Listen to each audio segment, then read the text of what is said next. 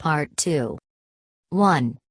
It was then that began our extensive travels all over the States. To any other type of tourist accommodation I soon grew to prefer the functional motel, clean, neat, safe nooks, ideal places for sleep, argument, reconciliation, insatiable illicit love. At first, in my dread of arousing suspicion, I would eagerly pay for both sections of one double unit, each containing a double bed. I wondered what type of foursome this arrangement was even intended for, since only a fairy-say-it parody of privacy could be attained by means of the incomplete partition dividing the cabin or room into two communicating love nests. By and by, the very possibilities that such honest promiscuity suggested, two young couples merrily swapping mates or a child shamming sleep to ear witness primal sonorities, made me bolder, and every now and then I would take a bed and cot or twin-bed cabin, a prison cell or paradise, with yellow window shades pulled down to create a morning illusion of Venice and sunshine when actually it was Pennsylvania and rain. We came to know new homes, to use a Flaubertian intonation, the stone cottages under enormous Chateaubriand-esque trees, the brick unit, the adobe unit, the stucco court, on what the tour book of the Automobile Association describes as shaded or spacious or landscaped grounds. The log kind, finished in knotty pine, reminded Lo, by its golden brown glaze, of French chicken bones. We held in contempt the plain whitewashed clapboard cabins, with their faint cerise smell or some other gloomy self-conscious stench and nothing to boast of, except good beds, and an unsmiling landlady always prepared to have her gift. Well, I could give you, turn down.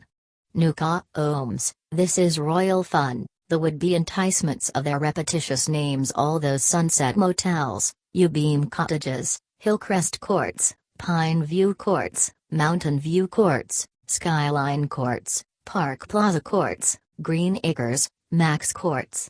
There was sometimes a special line in the write-up, such as children welcome, pets allowed, you're welcome, you're allowed.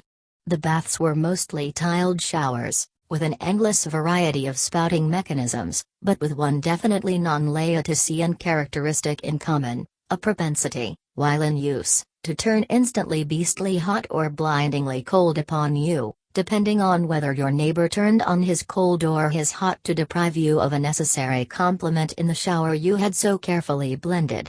Some motels had instructions pasted above the toilet, on whose tank the towels were unhygienically heaped, asking guests not to throw into its bowl garbage, beer cans, cartons, stillborn babies. Others had special notices under glass, such as things to do, writing. You will often see riders coming down Main Street on their way back from a romantic moonlight ride. Often at 3 a.m., sneered unromantic Lo. New homes, the various types of motor court operators, the reformed criminal, the retired teacher and the business flop, among the males, and the motherly, pseudo-ladylike and madamic variants among the females. And sometimes trains would cry in the monstrously hot and humid night with heartrending and ominous plangency, mingling power and hysteria in one desperate scream. We avoided tourist homes, country cousins of funeral ones, old-fashioned, genteel and showerless, with elaborate dressing tables in depressingly white and pink little bedrooms, and photographs of the landlady's children in all their instars. But I did surrender, now and then, to Lo's predilection for real hotels. She would pick out in the book, while I petted her in the parked car in the silence of a dusk-mellowed, mysterious side road, some highly recommended lake lodge which offered all sorts of things magnified by the flashlight she moved over them, such as congenial company, between meals, snacks, outdoor barbecues, but which in my mind conjured up odious visions of stinking high school boys in sweatshirts and an infrared cheek pressing against hers, while poor Dr. Humbert, embracing nothing but two masculine knees, would cold humor his piles on the damp turf. Most empty to her, too, were those colonial inns, which apart from gracious atmosphere and picture windows, promised unlimited quantities of food. Treasured recollections of my father's palatial hotel sometimes led me to seek for its like in the strange country we traveled through. I was soon discouraged, but Lo kept following the scent of rich food ads, while I derived a not exclusively economic kick from such roadside signs as Timber Hotel, Children Under 14 Free. On the other hand, I shudder when recalling that soi-disant high-class resort in a Midwestern state, which advertised raid the icebox midnight snacks and, intrigued by my accent, wanted to know my dead wife's and dead mother's maiden names. A 2 days stay there cost me $124. And do you remember, Miranda, that other ultra-smart robber's den with complimentary morning coffee and circulating ice water, and no children under 16, no Loltas, of course? Immediately upon arrival at one of the plainer motor courts which became our habitual haunts, she would set the electric fan a whir, or induce me to drop a quarter into the radio, or she would read all the signs and inquire with a whine why she could not go riding up some advertised trail or swimming in that local pool of warm mineral water. Most often, in the slouching, bored way she cultivated, Lo would fall prostrate and abominably desirable into a red spring chair or a green chaise longue, or a steamer chair of striped canvas with footrest and canopy, or a sling chair, or any other lawn chair under a garden umbrella on the patio, and it would take hours of blandishments, threats and promises to make her lend me for a few seconds her brown limbs in the seclusion of the $5 room before undertaking anything she might prefer to my poor joy. A combination of naivete and deception, of charm and vulgarity, of blue silks and rosy mirth, Lolita, when she chose, could be a most exasperating brat. I was not really quite prepared for her fits of disorganized boredom, intense and vehement griping, her sprawling, droopy, dopey-eyed style, and what is called goofing off, a kind of diffused clowning which she thought was tough in a boyish hoodlum way. Mentally, I found her to be a disgustingly conventional little girl. Sweet hot jazz, square dancing, gooey fudge sundaes, musicals, movie magazines and so forth, these were the obvious items in her list of beloved things. The Lord knows how many nickels I fed to the gorgeous music boxes that came with every meal we had. I still hear the nasal voices of those invisibles serenading her, people with names like Sammy and Joe and Eddie and Tony and Peggy and Guy and Patty and Rex, and sentimental song hits, all of them as similar to my ear as her various candies were to my palate. She believed, with a kind of celestial trust, any advertisement or advice that appeared in Movie Love or Screenland Sterisil starves pimples, or you better watch out if you're wearing your shirt tails outside your jeans, gals, because Jill says you shouldn't. If a roadside sign said, "Visit our gift shop," we had to visit it, had to buy its Indian curios, dolls, copper jewelry, cactus candy. The words novelties and souvenirs simply entranced her by their trochaic lilt. If some cafe sign proclaimed ice-cold drinks, she was automatically stirred, although all drinks everywhere were ice-cold. She it was to whom ads were dedicated, the ideal consumer, the subject and object of every foul poster. And she attempted unsuccessfully to patronize only those restaurants where the holy spirit of Hunkin Dines had descended upon the cute paper napkins and cottage cheese-crusted salads. In those days, neither she nor I had thought up yet the system of monetary bribes which was to work such havoc with my nerves and her morals somewhat later. I relied on 3 other methods to keep my pubescent concubine in submission and passable temper. A few years before, she had spent a rainy summer under Miss Fallon's bleary eye in a dilapidated Appalachian farmhouse that had belonged to some gnarled Haze or other in the dead past. It still stood among its rank acres of goldenrod on the edge of a flowerless forest, at the end of a permanently muddy road, 20 miles from the nearest hamlet. Lo recalled that scarecrow of a house, the solitude, the soggy old pastures, the wind, the bloated wilderness, with an energy of disgust that distorted her mouth and fattened her half-revealed tongue. And it was there that I warned her she would dwell with me in exile for months and years if need be, studying under me French and Latin, unless her present attitude changed. "Charlotte, I began to understand you." A simple child, Lo would scream no. and frantically clutch at my driving hand whenever I put a stop to her tornadoes of temper by turning in the middle of a highway with the implication that I was about to take her straight to that dark and dismal abode. The farther, however, we traveled away from it west, the less tangible that menace became, and I had to adopt other methods of persuasion. Among these, the reformatory threat is the one I recall with the deepest moan of shame. From the very beginning of our concourse, I was clever enough to realize that I must secure her complete cooperation in keeping our relations secret, that it should become a second nature with her, no matter what grudge she might bear me, no matter what other pleasure she might seek. Come and kiss your old man, I would say, and drop that moody nonsense. In former times, when I was still your dream male, the reader will notice what pains I took to speak close-tongue. You swoon to records of the #1 throb and sob idol of your covels, lo, of my what? Speak English. That idol of your pals sounded, you thought, like friend Humbert. But now, I am just your old man, a dream dad protecting his dream daughter. My chore Dolores.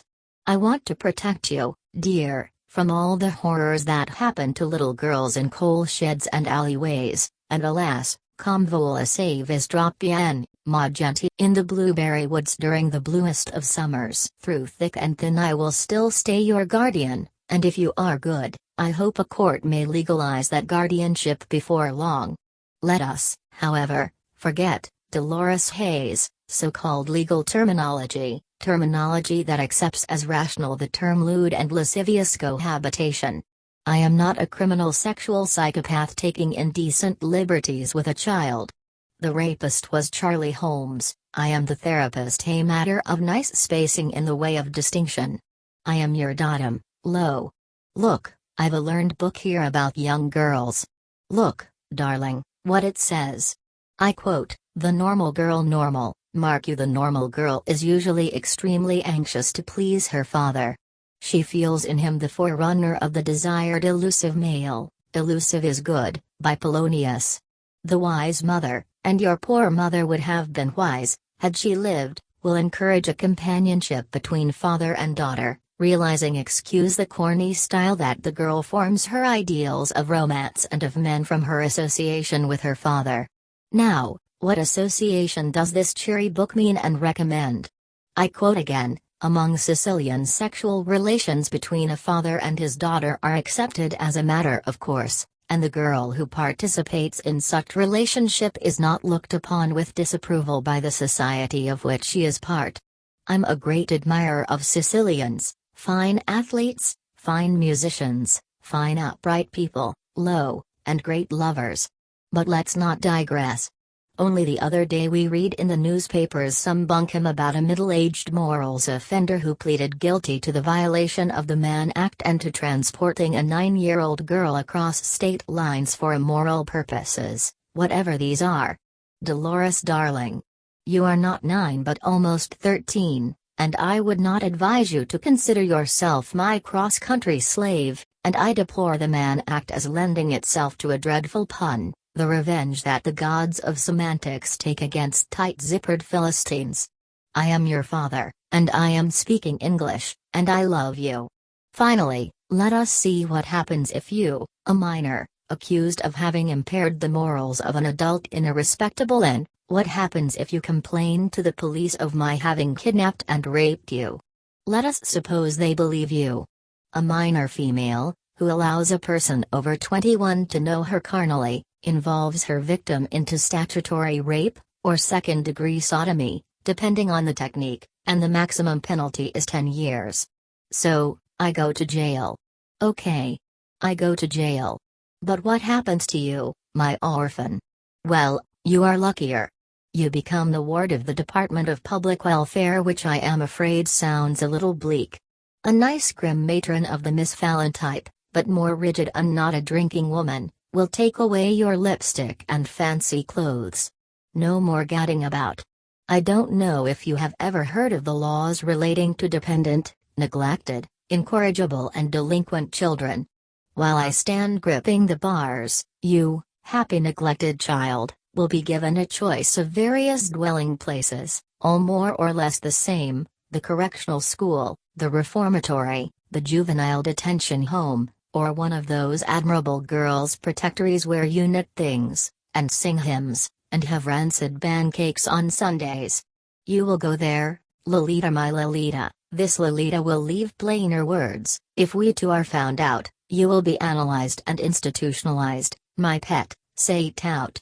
You willed well, my Lolita willed well, come here, my brown flower, with 39 other dopes in a dirty dormitory. No, allow me, please, under the supervision of hideous matrons.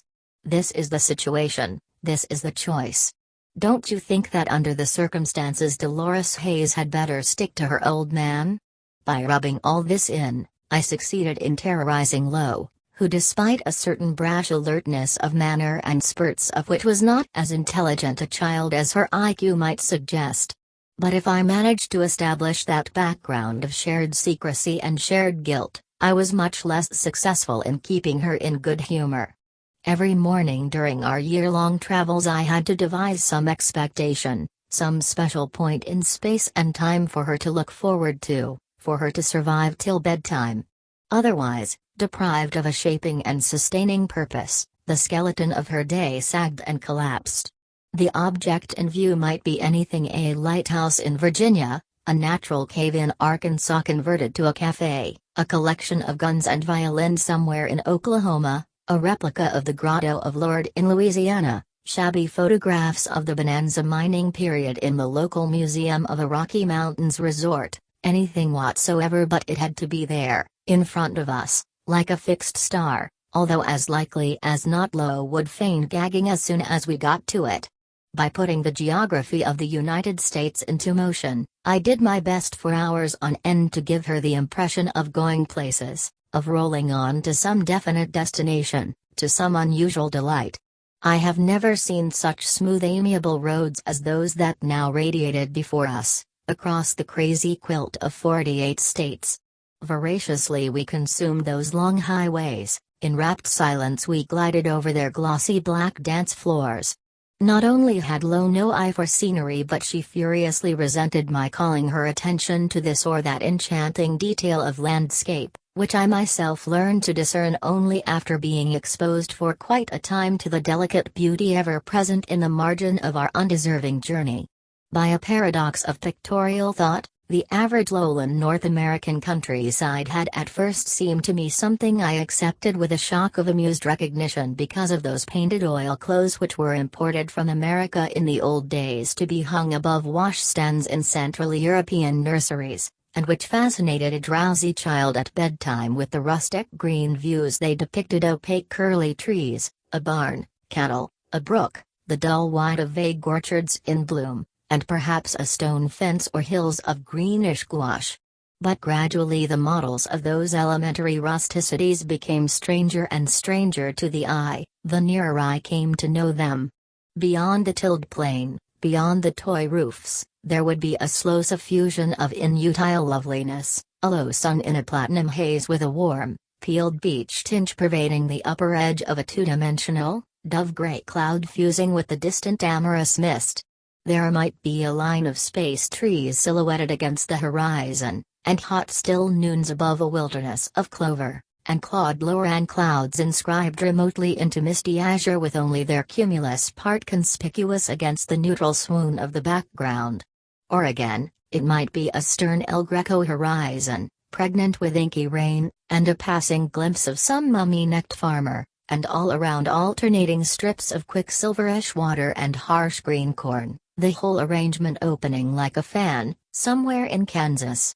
Now and then, in the vastness of those plains, huge trees would advance toward us to cluster self-consciously by the roadside and provide a bit of humanitarian shade above a picnic table, with sunflecks, flattened paper cups, samaras and discarded ice cream sticks littering the brown ground.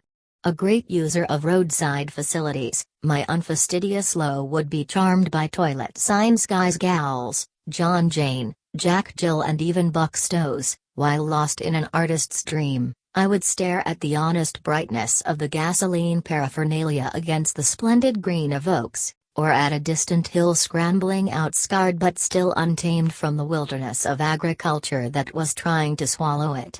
At night, tall trucks studded with colored lights, like dreadful giant Christmas trees, loomed in the darkness and thundered by the belated little sedan.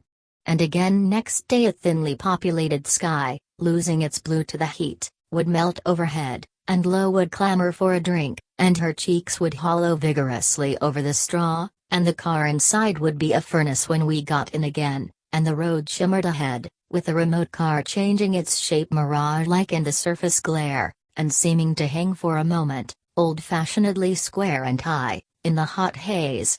And as we pushed westward, patches of what the garage man called sagebrush appeared, and then the mysterious outlines of table-like hills, and then red bluffs ink-blotted with junipers, and then a mountain range, done grading into blue, and blue into dream, and the desert would meet us with a steady gale, dust, gray thorn bushes, and hideous bits of tissue paper mimicking pale flowers among the prickles of wind-tortured weathered stalks all along the highway, in the middle of which there sometimes stood simple cows, immobilized in a position, tail left, white eyelashes right, cutting across all human rules of traffic.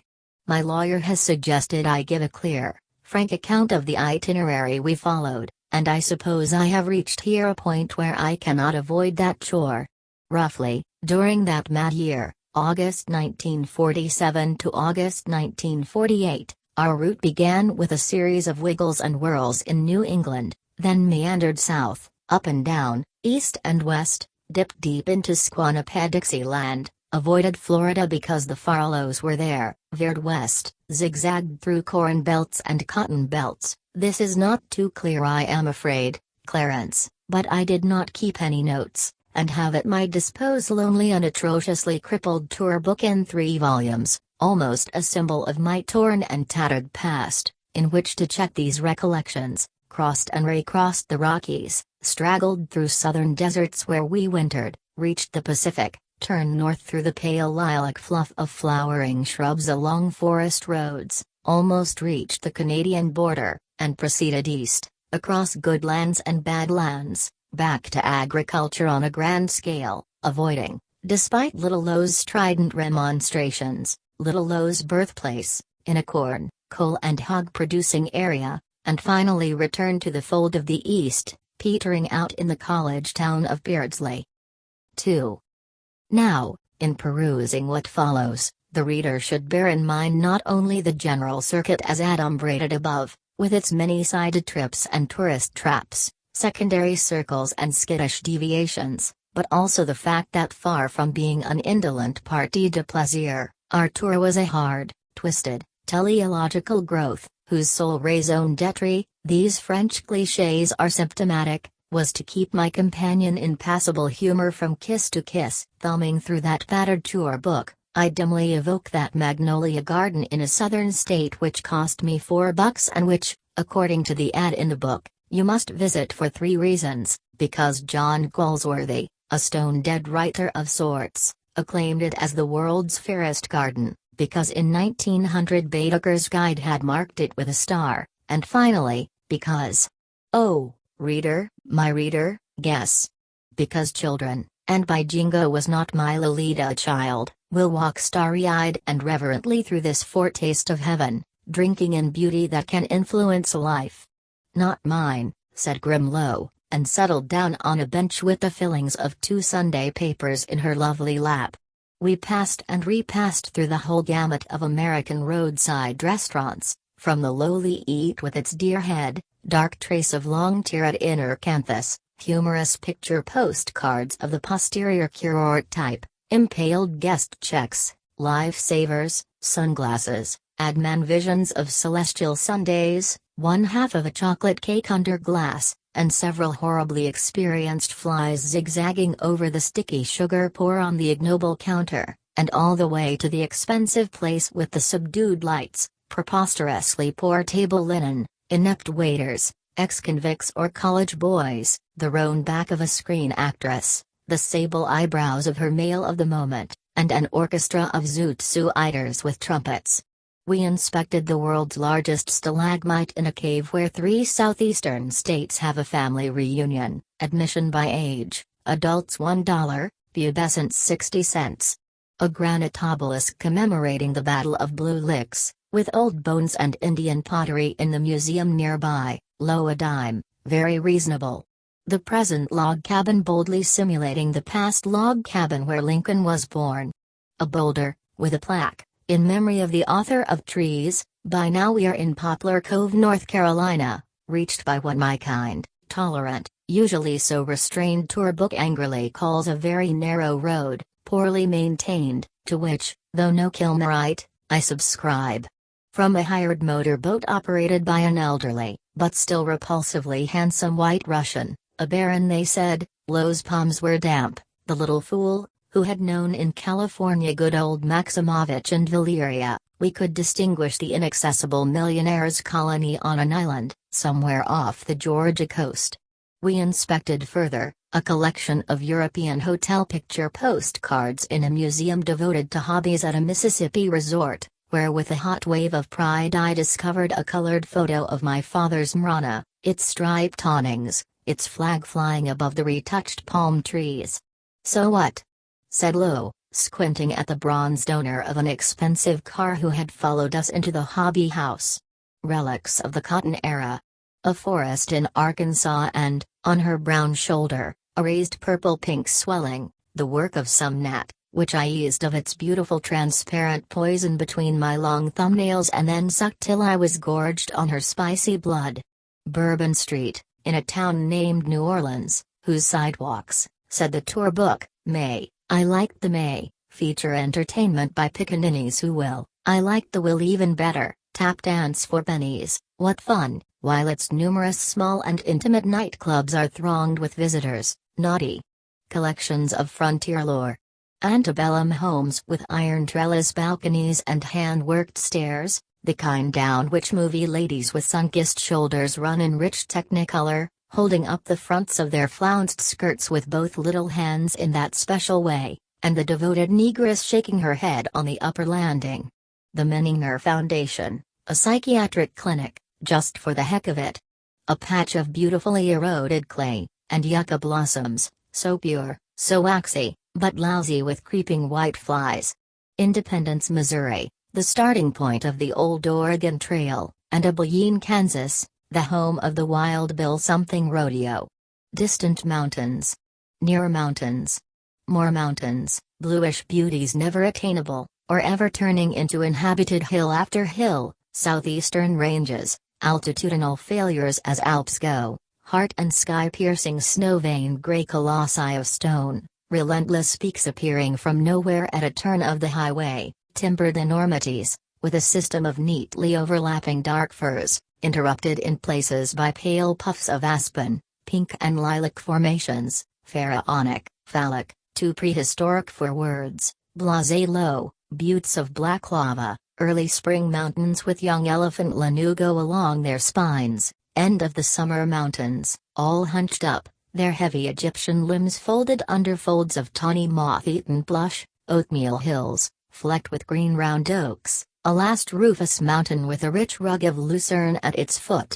Moreover, we inspected Little Iceberg Lake, somewhere in Colorado, and the snow banks, and the cushionnets of tiny alpine flowers, and more snow, down which Low in red-peaked cap tried to slide, and squealed, and was snowballed by some youngsters, and retaliated in kind on it.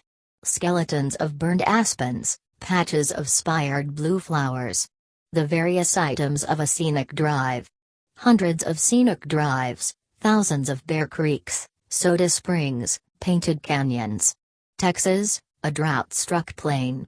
Crystal chamber in the longest cave in the world, children under 12 free, Low a young captive.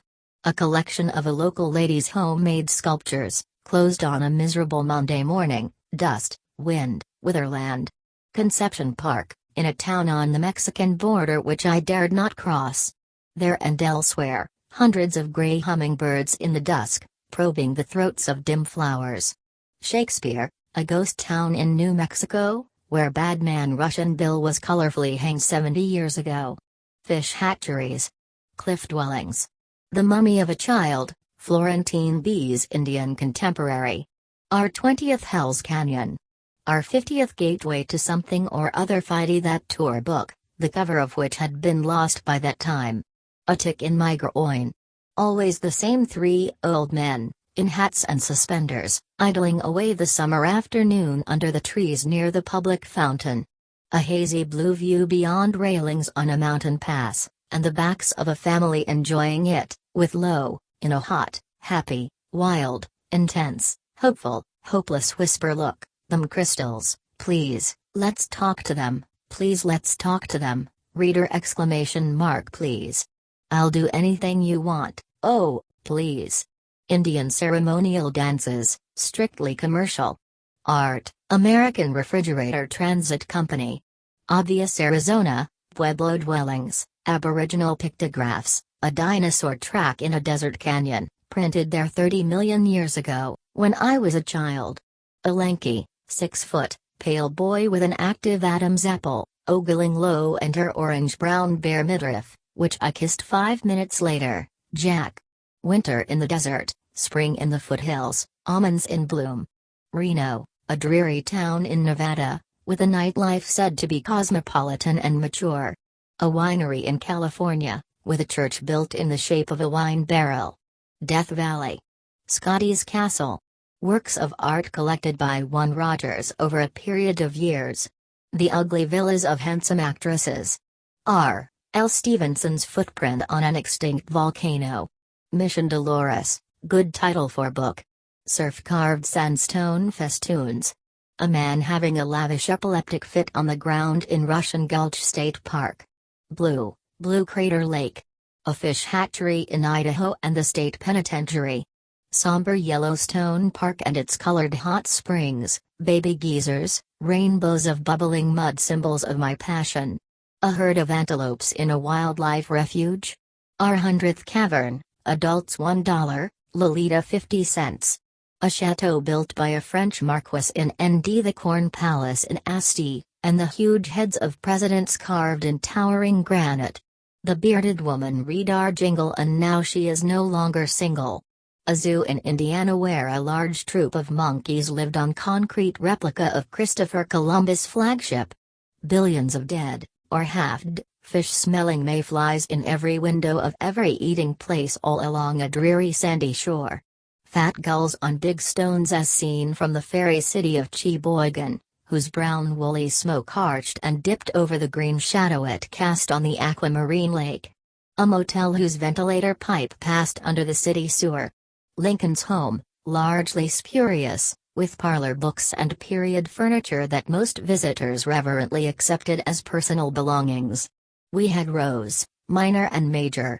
The biggest ones we had took place at Lacework Cabins, Virginia, on Park Avenue, Little Rock, near a school, on Milner Pass, 10,759 feet high, in Colorado, at the corner of 7th Street and Central Avenue in Phoenix, Arizona, on 3rd Street, Los Angeles, because the tickets to some studio or other were sold out, at a motel called Poplar Shade in Utah, where 6 pubescent trees were scarcely taller than my Lolita, and where she asked, Thorin Propodorine, how long did I think we were going to live in stuffy cabins, doing filthy things together and never behaving like ordinary people? On N Broadway, Burns, Oregon, corner of W. Washington, facing Safeway, a grocery. In some little town in the Sun Valley of Idaho, before a brick hotel, pale and flushed bricks nicely mixed, with, opposite, a poplar playing its liquid shadows all over the local honor roll. In a sagebrush wilderness, between Pinedale and Farson. Somewhere in Nebraska, on Main Street, near the First National Bank, established 1889, with a view of a railway crossing in the vista of the street, and beyond that the white organ pipes of a multiple silo. And on McEwen Street, corner of Wheaton Avenue, in a Michigan town bearing his first name. We came to know the curious roadside species, hitchhiking man, Homo pollux of science, with all its many subspecies and forms, the modest soldier, spick and span, quietly waiting, quietly conscious of Kaki's viatric appeal, the schoolboy wishing to go 2 blocks, the killer wishing to go 2,000 miles, the mysterious, nervous, elderly gent, with brand new suitcase and clipped mustache, a trio of optimistic Mexicans, the college student displaying the grime of vacational outdoor work as proudly as the name of the famous college arching across the front of his sweatshirt, the desperate lady whose battery has just died on her, the clean-cut, glossy-haired, shifty-eyed, wide-faced young beasts in loud shirts and coats, vigorously, almost priapically thrusting out tense thumbs to tempt lone women or setsack salesmen with fancy cravings. "Let's take him," Lo would often plead, rubbing her knees together in a way she had, as some particularly disgusting Pollex, some man of my age and shoulder breadth, with the face thornclacks of unemployed actor, walked backwards, practically in the path of our car. Oh, I had to keep a very sharp eye on Lo, little limp Lo. Owing perhaps to constant amorous exercise, she radiated, despite her very childish appearance, some special languorous glow which threw garage fellows, hotel pages, vacationists, goons in luxurious cars, maroon morons near blued pools, into fits of concupiscence which might have tickled my pride, had it not incensed my jealousy. For little Lo was aware of that glow of hers, and I would often catch her coolant on regard in the direction of some amiable male, some grease monkey, with a sinewy golden brown forearm and watch-braceleted wrist, and hardly had I turned my back to go and buy this very Lo a lollipop, then I would hear her and the fair mechanic burst into a perfect love song of wisecracks. When, during our longer stops, I would relax after a particularly violent morning in bed, and out of the goodness of my lulled heart allow her indulgent hum to visit the rose garden or children's library across the street with a motor court neighbors playing Little Mary and Mary's 8-year-old brother, Lo would come back an hour late, with barefoot Mary trailing far behind, and the little boy metamorphosed into 2 gangling, golden-haired high school uglies, all muscles and gonorrhea. The reader may well imagine what I answered my pet when rather uncertainly, I admit she would ask me if she could go with Carl and Al here to the roller skating rink. I remember the first time, a dusty windy afternoon, I did let her go to one such rink. Cruelly she said it would be no fun if I accompanied her, since that time of day was reserved for teenagers. We wrangled out a compromise. I remained in the car, among other, empty cars with their noses to the canvas-topped open-air rink, where some 50 young people, many in pairs, were endlessly rolling round and round to mechanical music, and the wind silvered the trees. Dolly wore blue jeans and white high shoes, as most of the other girls did. I kept counting the revolutions of the rolling crowd and suddenly she was missing. When she rolled past again, she was together with 3 hoodlums whom I had heard analyze a moment before the girls' skaters from the outside and jeer at a lovely leggy young thing who had arrived clad in red shorts instead of those jeans and slacks. At inspection stations on highways entering Arizona or California, a policeman's cousin would peer with such intensity at us that my poor heart wobbled. "Any honey?" he would inquire, and every time my sweet fool giggled. I still have, vibrating all along my optic nerve, visions of Lo on horseback, a link in the chain of a guided trip along a bridle trail, Lo bobbing at a walking pace, with an old woman rider in front and a lecherous red-necked dude rancher behind, and I behind him, hating his fat flowery shirted back even more fervently than a motorist does a slow truck on a mountain road. Or else, at a ski lodge, I would see her floating away from me, celestial and solitary, in an ethereal chairlift, up and up, to a glittering summit where laughing athletes stripped to the waist were waiting for her.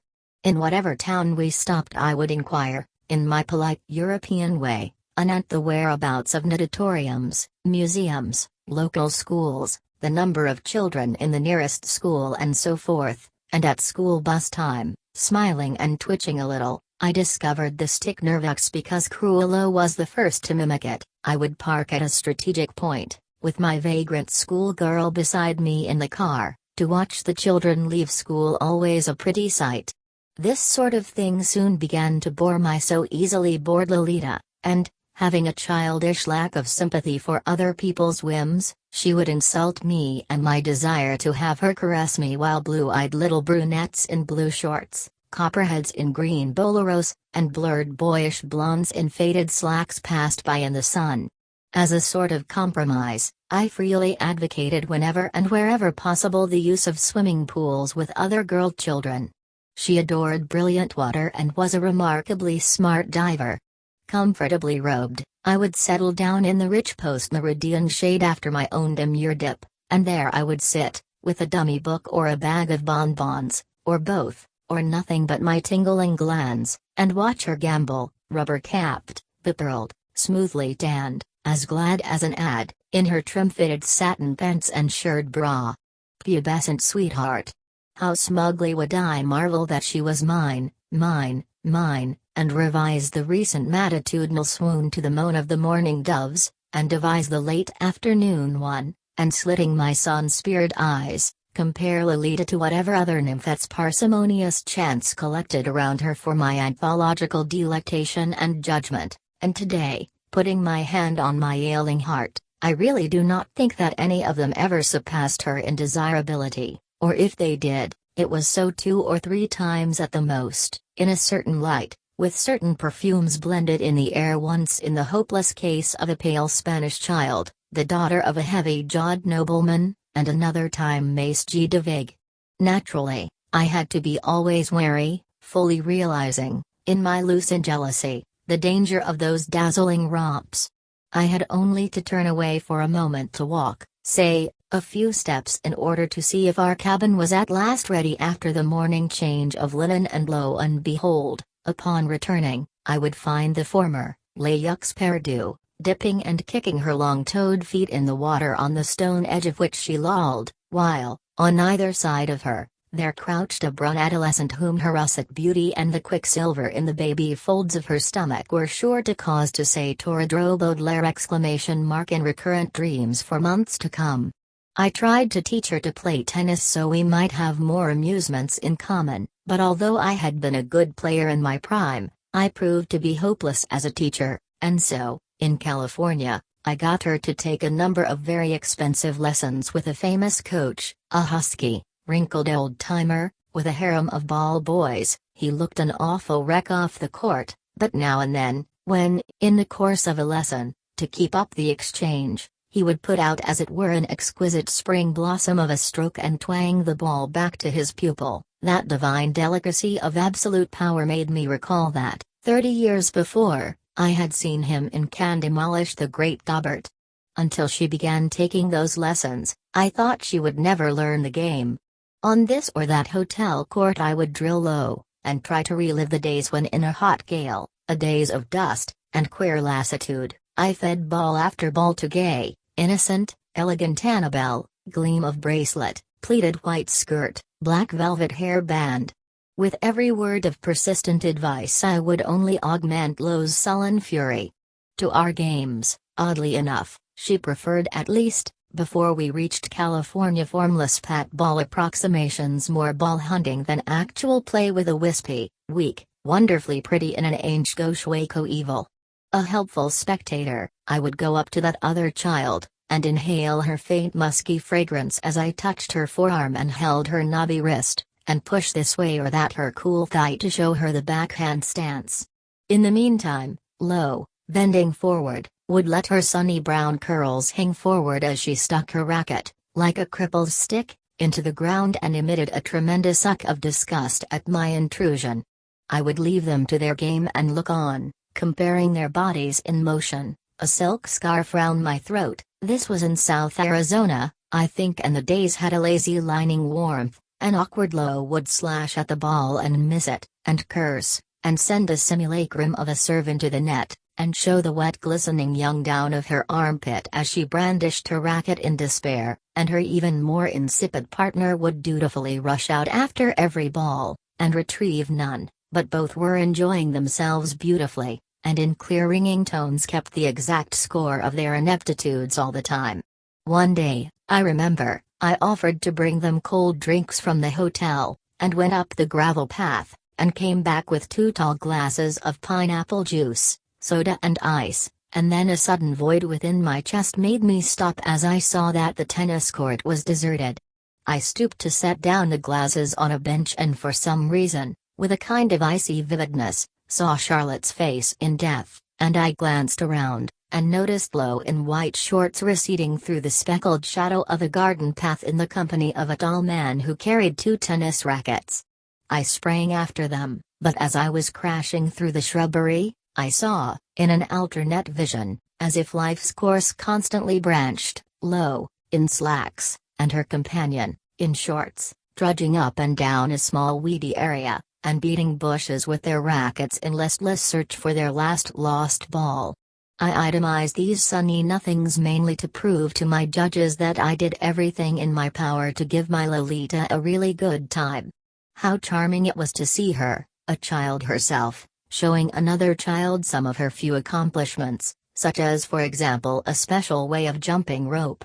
With her right hand holding her left arm behind her untanned back, the lesser nymphette, a diaphanous darling, would be all eyes, as the Pavonine sun was all eyes on the gravel under the flowering trees, while in the midst of that oculate paradise, my freckled and raffish lass skipped, repeating the movements of so many others I had gloated over on the sunshot, watered, damp-smelling sidewalks and ramparts of ancient Europe. Presently, she would hand the rope back to her little Spanish friend, and watch in her turn the repeated lesson, and brush away the hair from her brow, and fold her arms, and step on one toe with the other, or drop her hands loosely upon her still unfolded hips, and I would satisfy myself that the damned staff had at last finished cleaning up our cottage, whereupon, flashing a smile to the shy, dark-haired page girl of my princess and thrusting my fatherly fingers deep into Lo's hair from behind, and then gently but firmly clasping them around the nape of her neck, I would lead my reluctant pet to our small home for a quick connection before dinner. Whose cat has scratched poor you? A full-blown fleshy handsome woman of the repulsive type to which I was particularly attractive might ask me at the lodge, during a table-d'hôte dinner followed by dancing promised to Lo. This was one of the reasons why I tried to keep as far away from people as possible, while Lo, on the other hand, would do her utmost to draw as many potential witnesses into her orbit as she could. She would be, figuratively speaking, wagging her tiny tail, her whole behind in fact, as little bitches do, while some grinning stranger accosted us and began a bright conversation with a comparative study of license plates. Long way from home. Inquisitive parents, in order to pump Lo about me, would suggest her going to a movie with their children. We had some close shaves. The waterfall nuisance pursued me of course in all our caravanseries.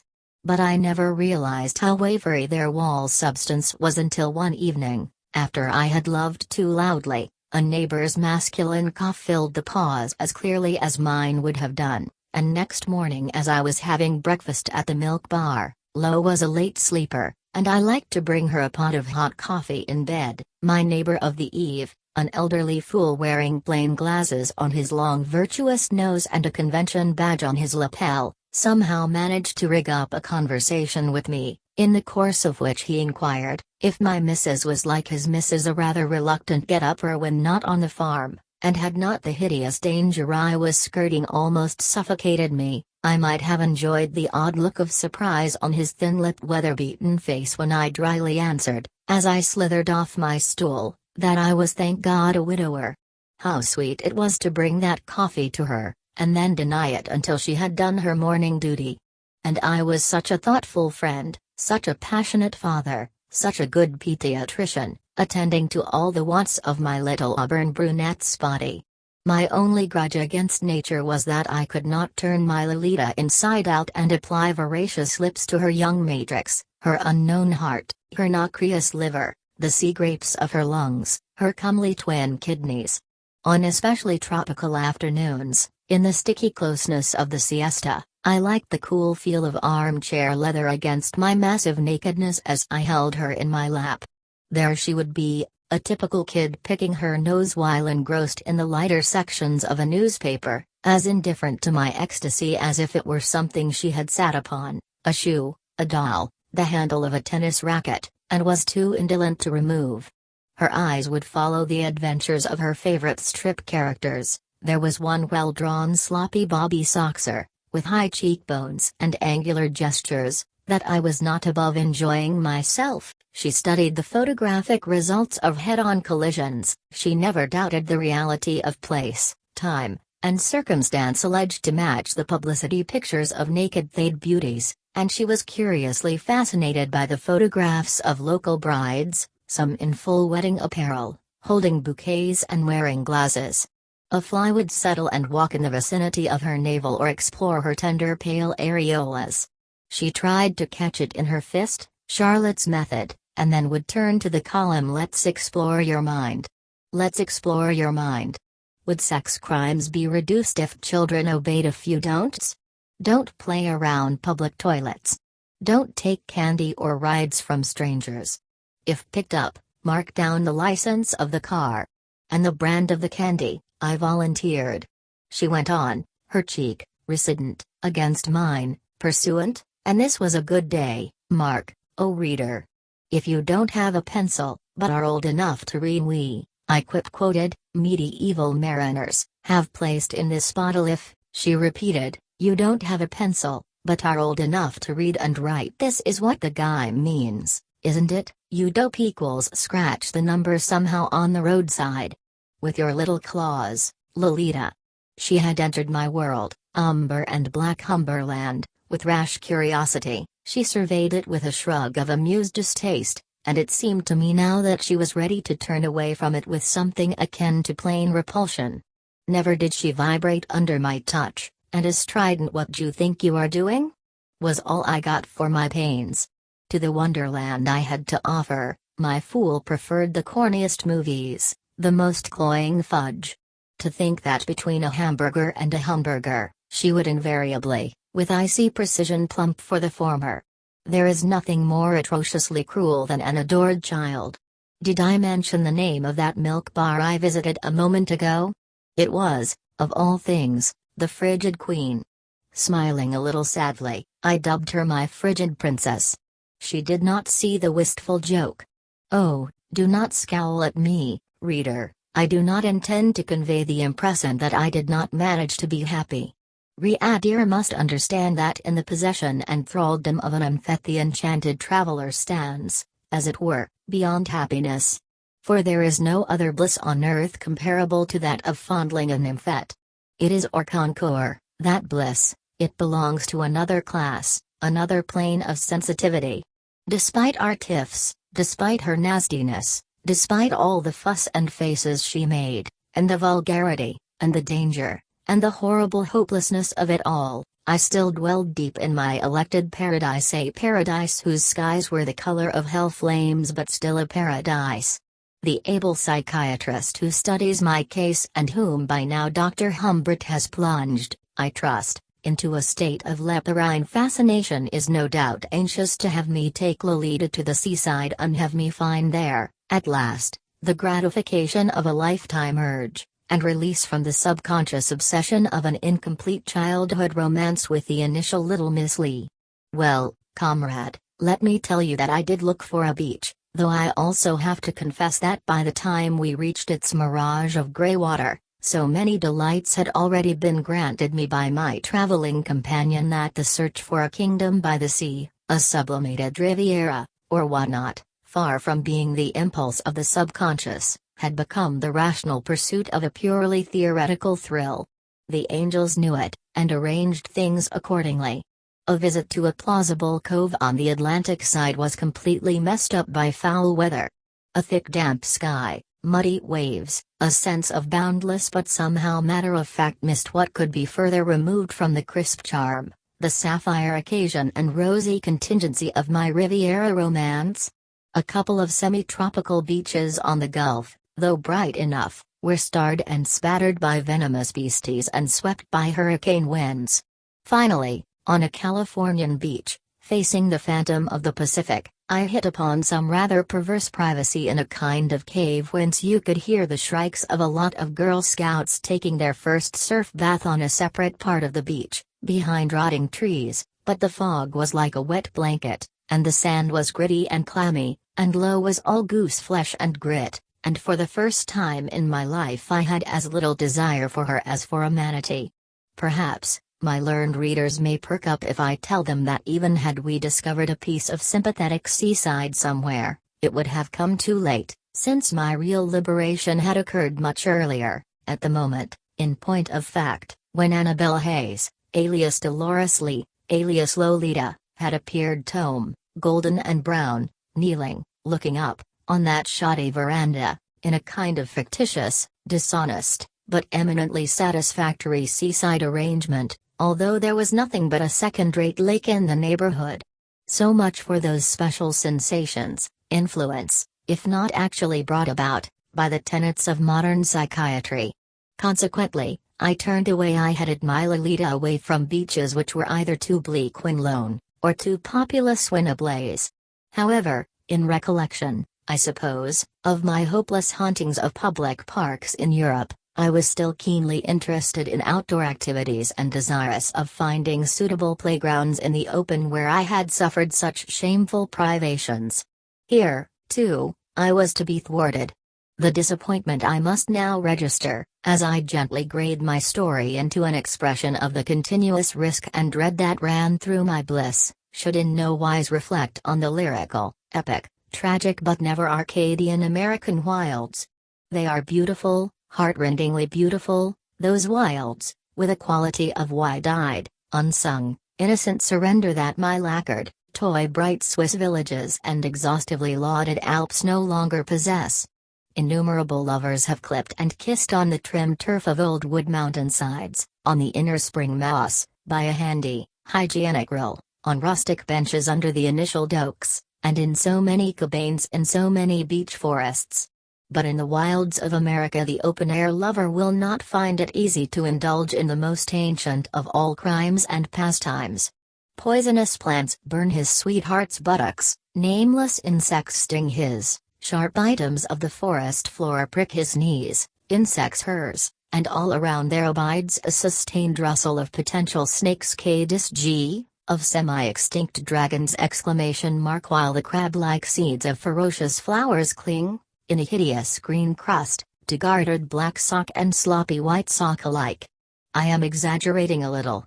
One summer noon, just below timberline, where heavenly-hued blossoms that I would fain call larkspur crowded all along a pearly mountain brook, we did find, Lolita and I, a secluded romantic spot, 100 feet or so above the pass where we had left our car.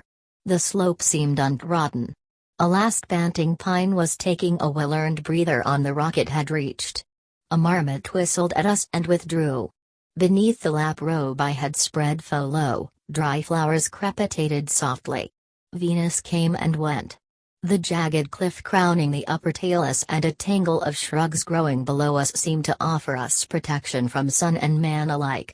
Alas, I had not reckoned with a faint side trail that curled up in cagey fashion among the shrubs and rocks a few feet from us. It was then that we came close to detection than ever before, and no wonder the experience curbed forever my yearning for rural amours. I remember the operation was over, all over, and she was weeping in my arms a salutary storm of sobs after one of the fits of moodiness that had become so frequent with her in the course of that otherwise admirable year. I had just retracted some silly promise she had forced me to make in a moment of blind impatient passion, and she was sprawling and sobbing, and pinching my caressing hand, and I was laughing happily, and the atrocious, unbelievable, unbearable, and, I suspect, eternal horror that I know now was still but a dot of blackness in the blue of my bliss, and so we lay, when with one of those jolts that have ended by knocking my poor heart out of its groove, I met the unblinking dark eyes of two strange and beautiful children, Fawnlet and Nymphette, whom their identical flat dark hair and bloodless cheeks proclaimed siblings if not twins.